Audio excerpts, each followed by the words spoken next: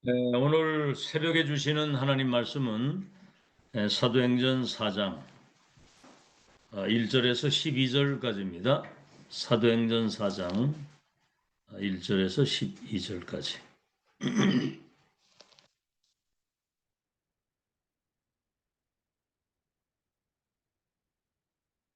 사도행전 4장 1절에서 12절까지를 우리 다 찾으신 줄 알고 한 음성으로 합독하겠습니다. 시작.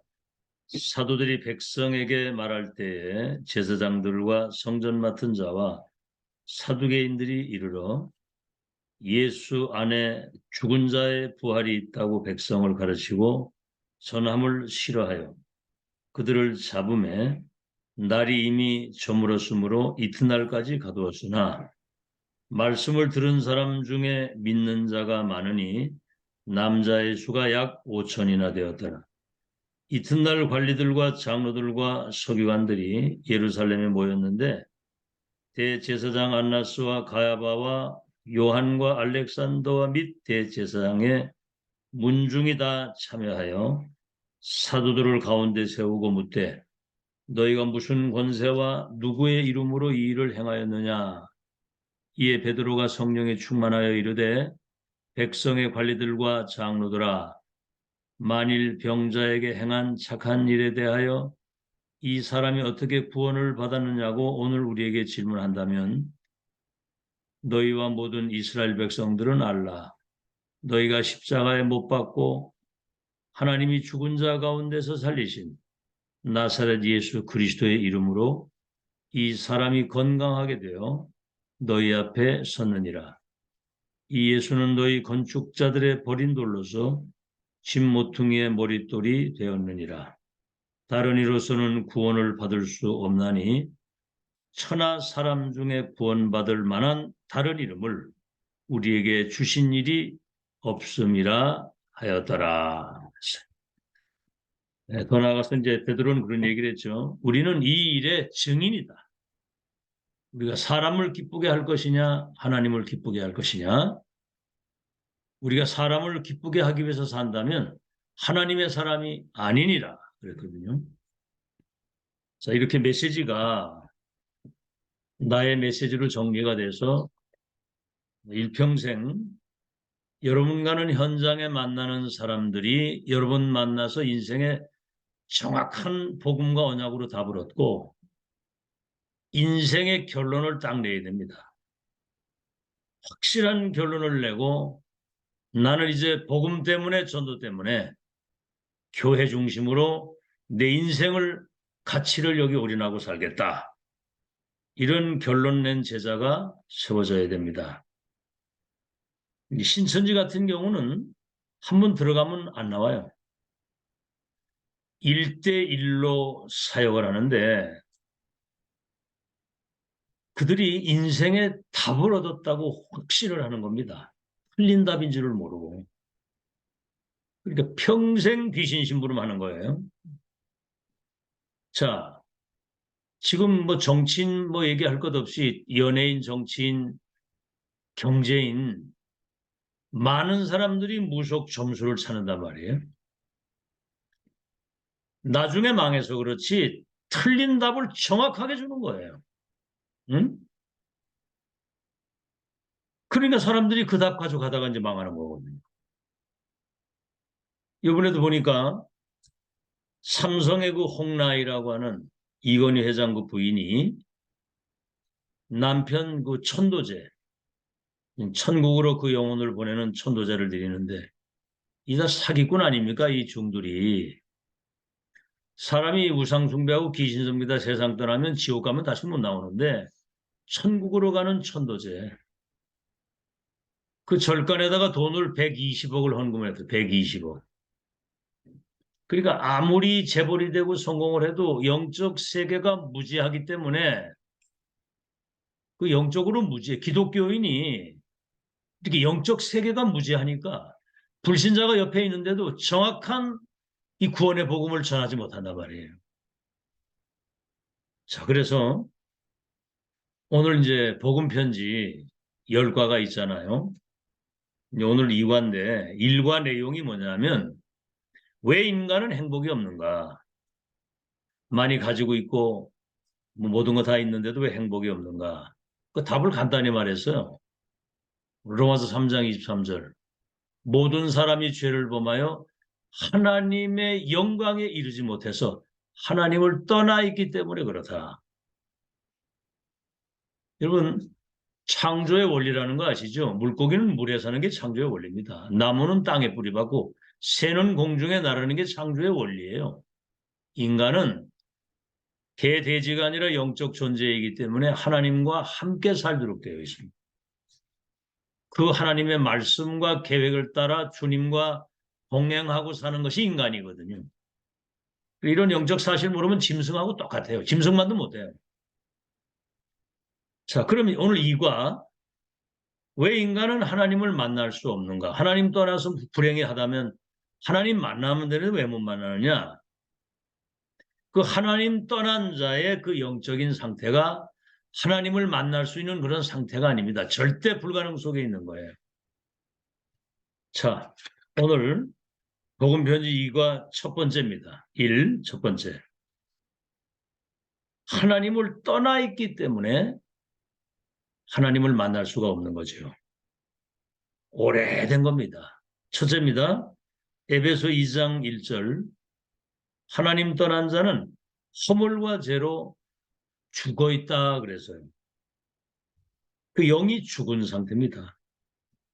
다시 말하면 창세기 3장, 6장, 11장 상태에 잡혀 있는 거예요. 원죄 속에, 자범죄 속에 망할 수밖에 없는 운명, 재앙, 저주 속에 있는 거거든요. 자, 두 번째입니다. 허물과를 죽었다는 말은 하나님의 영이 떠난 상태를 말하는 거예요. 영혼 없는 몸은 죽은 몸이다 그랬거든요. 하나님의 영이 떠난 상태입니다. 자, 이번에 첫 번째입니다. 원래 인간은 하나님의 영이 함께하는 존재였습니다. 이런 걸 잘 알아야 돼요. 그래야 불신자에게 답을 줄 수 있습니다. 창세기 1장 27절 하나님이 우리의 형상을 따라 사람을 만들고 그들에게 복을 주어 생육번성 땅에 충만하도록 그렇게 만들었는데 하나님의 영이 함께했습니다.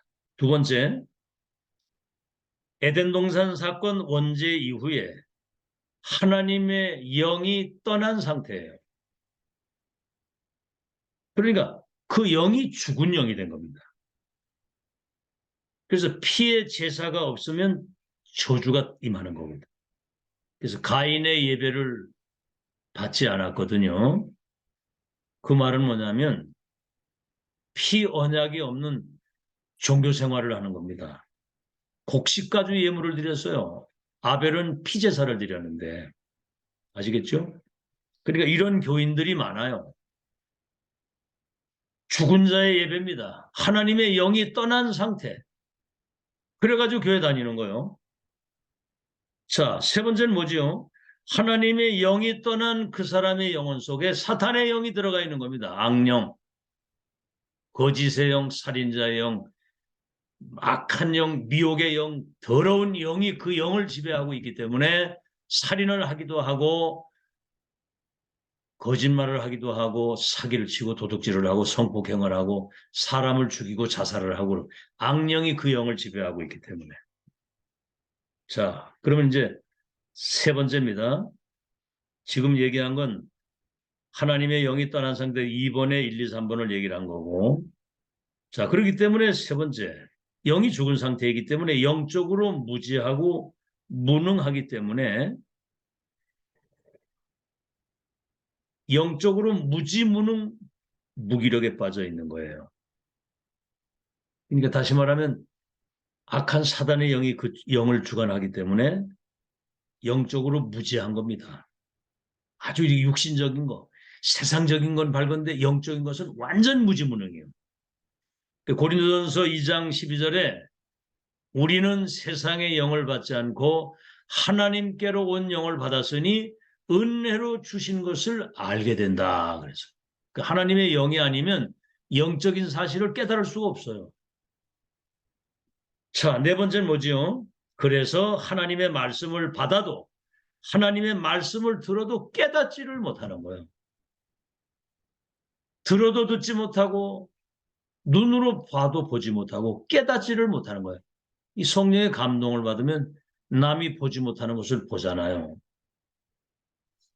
그래서 고린도 후서 4장 4절에 이 세상 신이 불신자의 마음을 혼미하게 만들어가지고 이 복음의 영광의 광채를 바라보지 못하도록 그 눈을 가리운다는 거죠. 잘 들으셔야 됩니다. 이 흑암이 어찌하든지 그 영적 사실을 잘 모르도록 교회 다니는 사람 중에서도 이런 사람 천지거든요. 아시겠죠? 두 번째, 그래서 인간은 하나님을 만나기 위해서 노력을 하는 겁니다. 이과의 두 번째입니다. 다시 말하면 몸부림을 치는 거죠. 첫째입니다. 인간에게만 영이 있기 때문에 본능적으로 하나님을 찾게 되는 거예요. 두 번째, 뭔가 사람들은 착각을 하죠. 진실하면 구원받는 줄 알아요. 그런 얘기 많이 하죠. 바르게 살고 착하게 살고 진실하게 살아야 된다. 진실하지도 못하면서. 세 번째, 뭐든지 하나 믿으면 된다. 종교를 가지면 구원받는 것으로 생각을 합니다. 그러니까 막 열심으로 종교 생활을 하는 거예요. 특히 천주교인들 열심입니다. 봉사 가서 뭐 얼마나 그 바쁜 와중에도요. 봉사활동 생명 걸고 하더라고. 그게 구원의 조건인 줄 알고. 종교 생활하면 내중에 심각한 재앙이 온다는 사실을 알아야 돼요. 바리새인들이 종교 대리에 서서 후손까지 망했잖아요. 네 번째, 철학이나 어떤 이런 것이 구원의 길인 줄 알아요. 뭐 가끔 방송에 나오죠. 도울 같은 사람 이런 철학자들 나와서 얘기하는 거 보면 성경도 잘 알아요. 근데 가장 중요한 본질을 모르지요. 자, 그래서 그 골로새서 2장 8절로 9절에 보면 철학은 헛된 속임수라는 거죠. 굉장히 그 뛰어난 그런 어떤 천재들이 자기 나름대로 만들어 놓은 어떤 기준입니다. 그건 다 속임수예요. 다섯 번째. 그래서 석가는 하시아 소래 오돔 우요 지등야라는 말을 했어요. 그 하시아 소래라는 말은 뭐냐면 하시라도 시간을 표현표를 말하는 거예요. 야소가 뭐냐면 예수를 말하는 거예요. 언제든지 예수가 오시면 오돔 우요 지등야라고 하는 말은 내가 깨달은 이 도는 기름 없는 등과 같다. 그런 얘기를 했었죠. 그 석가가 그런 얘기를 했다니까. 그 사람 굉장히 뛰어난 사람이에요. 생로병사, 왜 사람이 나면 늙고 병들어 죽느냐? 이 뭔가 구원의 길을 찾기 위해서 집을 나가가지고 보리수 나무 밑에 7년 동안 있다가 내중에 모르겠다는 무. 자, 그래서 여섯 번째, 인간은 왜 이런 노력을 하고 고통 속에 있느냐면 원죄가 뭔지를 모르는 겁니다. 원죄. 무서운 죄거든요. 하나님 떠난 거. 마귀 말을 듣고 하나님을 떠나서 주인이 바뀐 거예요. 너희 아비 마귀. 요한복음 8장 44절. 그러니까 유대인들이 이걸 모르니까 예수님 십자가 못 박은 거 아닙니까? 지금 세계 경제를 다 가지고 있는 유대인들이 이걸 모르고 있다는 거죠. 여러분이 이런 영적 사실을 지금 듣고 있고 안다는 거는 이게 지금 보좌에 계신 주님이 여러분 통해서 시대 살리기 위해서 아주 전무후무한 은혜를 막 폭포수같이 쏟아붓고 있는 거예요, 지금. 자, 세 번째. 구원받지 못한 사람은 하나님을 만날 수가 없습니다. 구원을 받아야 하나님을 만나는 거예요. 자, 첫 번째입니다. 먼저 구원을 받아야 하나님을 알 수가 있습니다. 두 번째. 그렇다면은 거듭나지 않고는 하나님 나라를 볼 수도 없고 나라에 들어갈 수도 없다고 말씀하셨습니다. 예수님이 직접 요한복음 3장 3절에서 5절에 물과 성령으로 네가 거듭나지 아니하고는 하나님 나라 볼 수도 없고 들어갈 수도 없다. 그러니까 사내들인 공회원이고 이스라엘의 지도자고 바리새인이고 굉장한 능력과 모든 거 다 가진 사람인데 그럼 어머니 모태에 들어갔다가 다시 나와야 됩니까? 그래 물었어요. 어머니 모태에 들어갔다 그 기어 들어갔다 다시 나올 수도 없지만 나왔다고 해도 거듭날 수 없다. 바람이 임의로 불매 어디서 와서 어떻게 가는지 모르지만은 나무가 흔들리는 것처럼 그래서 바람이 있는 걸 알잖아요. 거듭난 사람이 이와 같다. 성령으로 난 사람이 이와 같다 그랬거든. 그래서 요한복음 3장 16절에 하나님이 세상을 이처럼 사랑하사 독생자를 주셨으니 누구든지 저를 믿기만 하면 멸망하지 않고 영생을 얻으리라. 세 번째입니다. 구원이라고 하는 것은 악한 사단의 손에서 마귀 악령의 그 올무에서 해방되는 거고. 네 번째, 구원이라고 하는 것은 죄에서 그로 말미암아 오는 모든 저주와 재앙에서 영원히 해방되는 것이고. 다섯 번째, 구원이라고 하는 것은 지옥 권세에서 해방이 되는 겁니다. 여섯 번째, 지옥은 마귀를 가두는 감옥인데 마귀 섬긴 귀신 종살이 한 사람들이 그 지옥을 가는 거예요. 마귀 자녀가 지옥을 가는 겁니다. 일곱 번째, 천국은 하나님의 구원받은 하나님의 자녀가 가는 곳입니다. 그래서 우리가 죽는 순간 천국으로 이사를 가는 것이기 때문에 우리는 죽음이 끝이 아니라 새로운 시작이다. 네 번째, 큰 네 번입니다. 죽은 사람이 움직일 수 없듯이 죽은 영은 노력을 해도 소용이 없다는 거죠. 첫째, 그 영이 죽은 상태이기 때문에 아무리 노력을 해도 외적인 것에 불과합니다. 외적인 거. 두 번째, 아무리 그 사람이 노력을 하고 아무리 선을 행한다고 할지라도 구원 얻을 가치가 없습니다. 세 번째, 땅에 있는 것 가지고는 천국을 얻을 수 있는, 다시 말하면 구원 얻을 수 있는 값 있는 것이 없는 겁니다. 땅의 것으로는 없어요. 아시겠죠? 이건 하나님만 알 수 있는 겁니다. 다섯 번째, 왜 인간의 노력이 구원을 얻지 못합니까? 첫째, 자신이 아무리 선하게 살고 노력을 한다 할지라도 그 죽은 영을 자기가 살릴 수 없어요. 두 번째, 타인의 도움으로도 영을 살릴 수가 없습니다. 그러니까 사람 바라보지 말라 이 말이에요. 세 번째, 아무도 이 사단을 이길 영웅을 이 땅에 보내신 적이 없습니다. 그래서 오늘 읽은 사도행전 4장 12절 다른 이로서는 구원을 얻을 수 없나니 천하 인간의 구원 얻을 다른 이름을 우리에게 주신 적이 없음이니라. 그리스도 예수만이 우리를 구원하는 구원자가 된다. 아시겠죠? 자, 네 번째입니다. 그래서 구원은 하나님의 은혜로 우리가 구원을 받게 되는 거예요. 에베소 2장 8절 너희가 그 은혜를 인하여 믿음으로 말미암아 구원을 얻었는데 이것이 너희에게서 난 것이 아니요 하나님의 선물이라. 행위에서 난 것이 아니니 아무도 자랑하지 못합니다. 그렇게 했어요. 구원은 하나님이 무조건적인 은혜로 구원을 받는 겁니다. 구원받는 가장 중요한 첫 번째 열쇠가 은혜로 구원받는 거예요. 그럼 우리가 그 은혜로 주신 구원을 받는 구원의 조건은 뭐죠? 믿는 거예요. 그런데 더 중요한 건 뭐냐? 그 믿음까지라도 하나님의 선물이라는 거예요. 그래서 행위에서 난 것이 아니기 때문에 아무도 자랑하지 못한다는 거예요. 아시겠죠? 자, 그래서 창세기 3장 15절 여자의 후손이 뱀의 머리를 상으려 할 것이다. 참왕. 출애굽 3장 18절 그 양피 그분이 우리의 죄를 대속하신 참 제사장이다.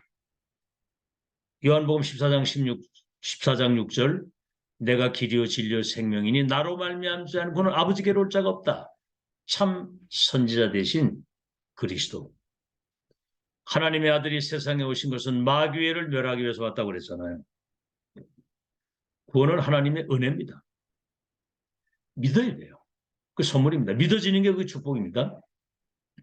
한번 여러분 뭐 조건이 있습니까? 예를 들어 우리 자녀가 물에 빠졌다고 한다면 너 왜 물에 빠졌어? 이게 무슨 조건이 있습니까? 내가 뛰어들든지 밧줄을 던지 무조건 건지고 볼 거 아니에요. 하나님이 세상을 이처럼 사랑하사 독생자를 주시고 죄인 되었을 때 그리스도께서 우리 죄를 위해 죽으심으로 우리에게 대한 사랑을 확증했다 그래요. 구원은 하나님의 은혜입니다. 여섯 번째, 구원받는 순간 모든 것 끝났지만은 치유. 다른 거 틀린 거 망할 것으로 각인 뿌리 체질되어 있기 때문에 그게 치유돼야 되거든요. 그래서 때로는 악몽에 시달리기도 하고 여러 가지 문제가 있을 수 있어요. 특히 그 절간 댕기던 스님이 만약에 구원받았다. 맨날 뭐 부처 앞에가 절하던 사람이 그러면 꿈에 막 부처가 그냥 막 떼그리로 나타날 거 아닙니까? 나타나도 괜찮아요. 구원받은 사람은 하나님의 자녀 되는 순간 운명 팔자와 신분이 주인이 배경이 이미 바뀐 자이기 때문에 무슨 그런 거 있다 할지라도 그건 상관없습니다. 아시겠죠? 자, 그래서 첫 번째, 정말 우리가 이 구원의 축복을 제대로 누리려고 하면 건강 문제가 해결이 돼야 돼. 건강도 해야 되거든요. 그래서 우리가 규칙적인 운동, 규칙적인 그런 어떤 정상적인 삶과 음식도 굉장히 중요하다. 두 번째, 말씀 잡고 묵상하는 시간. 여러분, 이 묵상 이렇게 조금 고요한 시간, 평안한 시간에 묵상하게 될 때 들었던 말씀이 성령으로 내게 부딪혀서 레마로 오거든요. 기독교인이 이런 시간이 없습니다. 분주하고 바빠가지고. 뭐가 그렇게 바쁜지. 이래가지고 성령의 감화 감동이 돼서 하나님의 은혜가 내게 임해서 영적인 힘을 얻어야 되는데 그 아침 시간이 그래서 중요한 거예요. 그래서 세 번째 정식기도. 정말 이 구원받은 이 은혜를 감사하면서 정말 우리의 기도를 듣고 계시고 정말 우리와 함께 하시는 이 축복을 누리는 행복한 시간, 영적인 힘을 얻는 시간, 하나님이 나와 함께 하시는 그 증거를 누리는 그 시간. 그래서 다니엘서 6장 10절에 다니엘은 사자굴에 들어가도록 어인 시킨 걸 알고도 하루 3번 예루살렘을 향하여 죽는 줄 알고도 3번 감사하기도 했다. 창세기 13장 18절에는 아브라함이 단을 쌓았다. 그 이후에 역사 일어났죠. 사도행전 3장 1절에는 제9시기도 시간에 사도행전 16장 16절에서 31절에 보면 귀신 들린 점쟁이 치유한 이후에 감옥 갔잖아요. 거기 찬양하고 기도하는데 옥토가 흔들리고 옥문이 열리면서 차고가 풀어지고 감옥에서 나오게 되는. 자, 그래서 이렇게 정확한 복음과 이 언약을 가지고 우리 불신자를 만나면 다시 만나지 않아도 되는 이러한 영적 사실을 바르게 알고 정확하게 전달할 수 있는 메시지를 우리가 가지고 있어야 된다 그 말이에요. 그러니 기존 교회는 꿈도 못 꾸는 얘기입니다. 꿈도 못 꾸는 얘기. 여러분 그 도란노 교회 있잖아요. 저 서울에. 그건 뭐 굉장히 큰 교회 아닙니까? 그런데 그 뭐 이렇게 말씀 공부도 잘하고 이 뭐 큐티도 하고 잘한다고 그래서 이제 유 목사님이 거기 이제 초대받아가지고 집회를 갔는데 잘하더라는 거요. 보는데 모든 메시지의 내용이 이 복음 가지고는 정말 전도 선교 어렵겠다는 생각을 느꼈다는 거죠. 근데 이제 포럼은 잘 하더라는 포럼. 그래서 우리가 지금 이제 우리 주일학교 아이들이나 우리 성도들끼리 이제는 우리가 이 메시지 이걸 잘 영적 사실을 알게 됐기 때문에 이제는 메시지 하는 게 중요한 게 아니라 만문이 열려서 뭔가 포럼이 되고 소통이 되도록 하는 거 그게 중요해요. 그래서 기도가 중요한 거예요. 뭔가 깊은 대화가 나누어지고 자기의 문제를 이야기할 수 있을 정도로 만문이 열려야 되는 거고. 자, 그러면 오늘 이제 2과 왜 인간은 하나님 만날 수 없는가에 대한 상태를 얘기를 했어요. 그러면서 이제 이때 그 화요 집회 때 이 메시지 주신 건데 3강 메시지가 이제 그 뒤에 나온 겁니다. 자, 이제 집중하시고 잘 들으세요. 잘 적으시고. 자, 주의 종들이나 사역자들이 이런 어마어마한 답과 결론을 가지고 왜 이게 전달이 잘 안 되느냐. 다시 말하면 여기에 대한 걸림돌이 뭐냐. 1강 목회자와 제자들이 체험해야 될 것이 나와서요. 진짜 응답은 우리가 생각하는 거 그 반대쪽에 있는 거. 여기서 사람들이 속는 거예요. 반대쪽에 있는 거. 자, 본론입니다. 뭐지요? 애굽과 전 세계를 살리는데 하나님이 요셉을 노예로 팔려가도록 만든 거예요. 이거를 문제라고 생각하면 응답받을 수 있겠습니까? 내중에 요셉의 이야기죠. 이 흉년의 때에 당신들과 당신의 자녀들을 통해서 세계를 복음하기 위해서 하나님이 나를 당신들의 손을 통해서 나를 앞세워 보내신 겁니다. 우리는 뭐 조금 문제 오고 뭐 좀 어려움 오면 금방 사람이 이상해지고 막 낙심되고 이러잖아요. 노예 속에 시대적인 응답이 있다는 사실. 두 번째, 전쟁 시대에 14대 블레셋이 전쟁을 해가지고 이스라엘이 초토화되는 어려움을 당하는데 이 문제가 블레셋 문제가 아니라 내 문제고 우리의 문제라고 하고 미수가 운동한 거. 그 이후에 일어난 일은 블레셋이 다시는 쳐들어오지 않았다고 그래요. 전쟁과 기근이 끝이 났다고 그래요. 우상시대 이거는 뭐 아합 문제도 아니고 이세벨 문제도 800억 거짓 선지자 문제가 아니라 그 문제 어떻게 해결했습니까? 40주야를 달려가서 저 호렙산에서 바알에게 무릎 꿇지 않은 7천 제자와 너를 대신해서 이 천명을 전달할 후계자 엘리사. 왕도 모든 거 내가 다 바꾸겠다. 호렙산에서 끝난 거예요. 이 메시지 여러분 잘 알아들어야 됩니다. 시대마다 보좌에 계신 주님이 그 시대의 문제를 해결하고 세계복음을 하기 위해서 천명을 주신다는 거죠. 아시겠죠? 자, 그 다음 무슨 시대입니까? 호렙산에 그거 끝났죠? 포로 시대. 바벨론 포로로 끌려갔잖아요. 이스라엘 백성들이.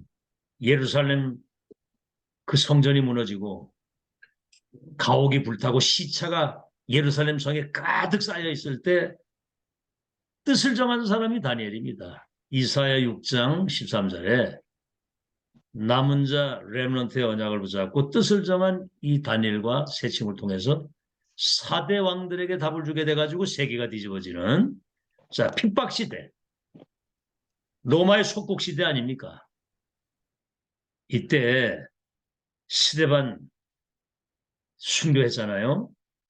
환란을 인하여 흩어진 자들이 어떻게 했어요? 안디옥 교회를 세워가지고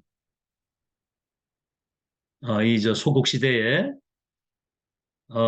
흩어진 자들이 안디옥 교회에서 세계 선교를 하는데 오늘 목회자 제자가 체험할 것에 대한 결론입니다.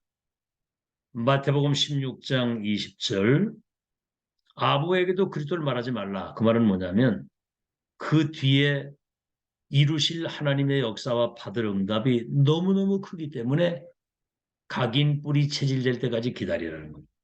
자, 오늘 2강입니다. 2강. 중직자들의 체험입니다. 중직자들의 체험. 서론입니다. 세 가지 속에 어마어마한 세계복음하는 코스가 다 들어있는데 여기서 다 속는 거예요. 많이 들었죠? 문제, 갈등, 위기. 이거 오면요 대부분 낙심되거나 불신앙하거나 포기하거나 무너집니다. 아니면 이거를 피하거나 여러분, 우리 교회가 받을 응답이 큰데 지금 우리 교회는 예사교회가 아니거든요. 진짜입니다. 정말 예수님 재림하는 날까지 복음운동 지속할 수 있는 1,000명을 가지고 있는 교회인데 이거 답안하면 여러분 오늘 앞에 이야기한 거 보세요. 목회자 제자 체험에. 그렇죠? 저 호랩산 이런 모든 거 다 그 엘리야도 그렇고 모세도 그렇고요. 시대 1,000명 받은 사람 통해서 역사 일어나잖아요. 대부분 피하거나 대부분 여기에 빠져 죽어요. 본론입니다.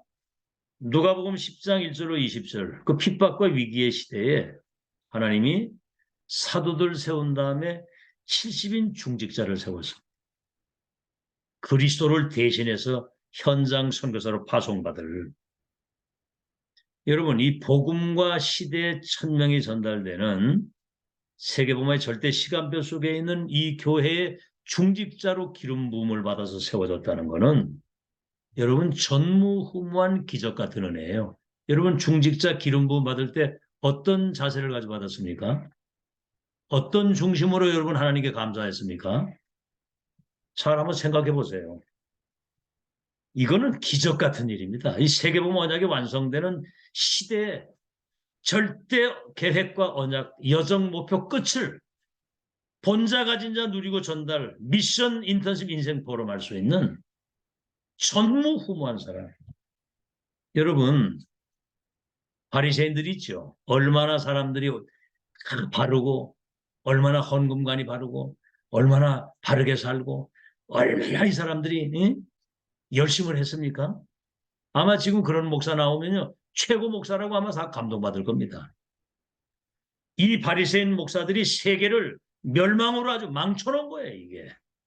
복음 아닌 다른 것만 했기 때문에. 정말 여러분 시대 복음과 1,000명 가지고 이거 전달할 교회의 중직자로 세움받았다는 거는 이건 기적입니다, 기적. 정말 감사 나와야 돼요. 두 번째, 여러분은 감람원에서 파견된 사람들이에요. 갈보리산에서 다 이루었다고 하는 끝낸 복음과 하나님 나라와 그 일에 대한 보좌의 미션을 받은 사람들. 시대 우리 1,000명 받았잖아요. 62가지 1,000명.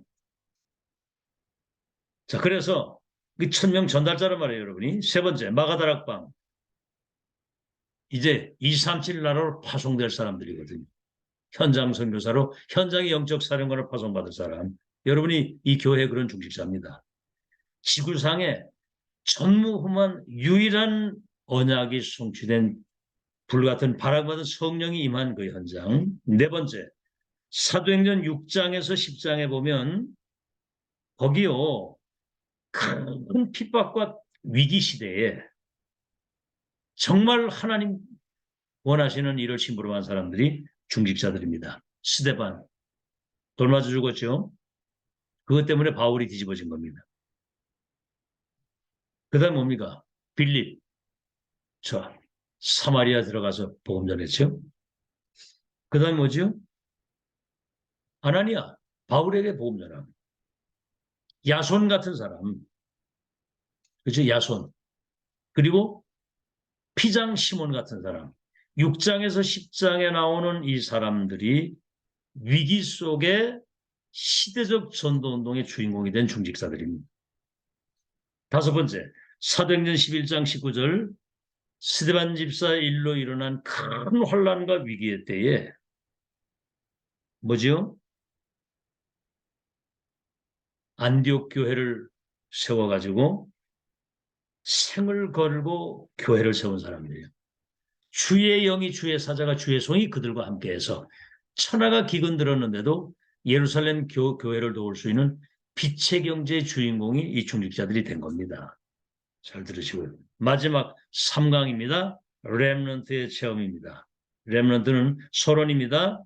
눈에 보이지 않는 세계를 누리는 비밀이 있어야 돼요. 그게 사실은 138과 393이거든요.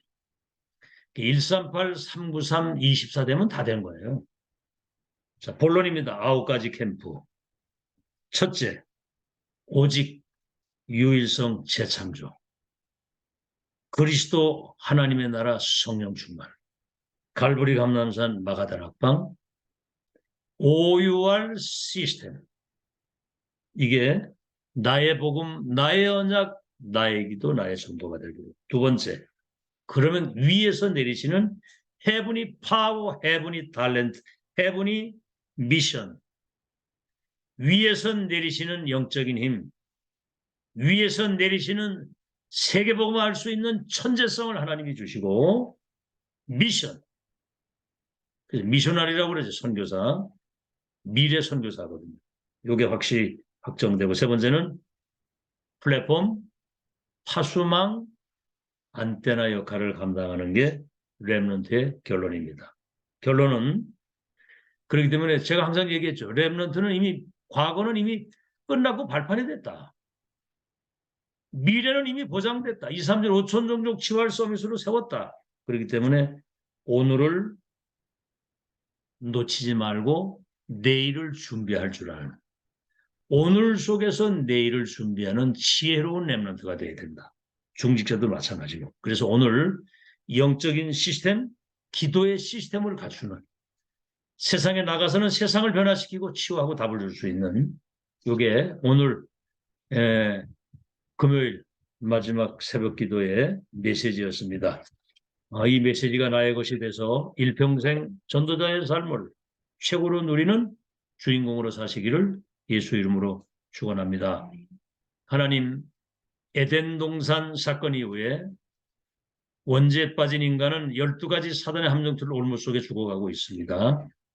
이 문제를 해결하신 하나님은 그리스도를 통해서 이 문제를 단번에 완전히 영원히 해결하셨습니다. 우리가 그리스도 안에서 구원받은 하나님의 자녀요.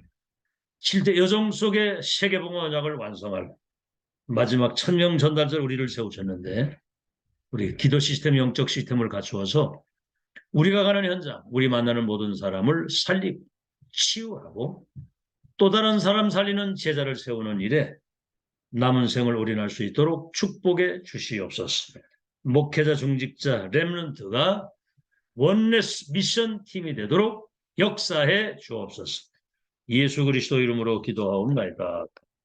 아멘. 예, 오늘 시간이 좀 많이 갔습니다. 내용이 많이 길어가지고 오늘도 최고로 승리하시고 영광 돌리시길 바랍니다. 네.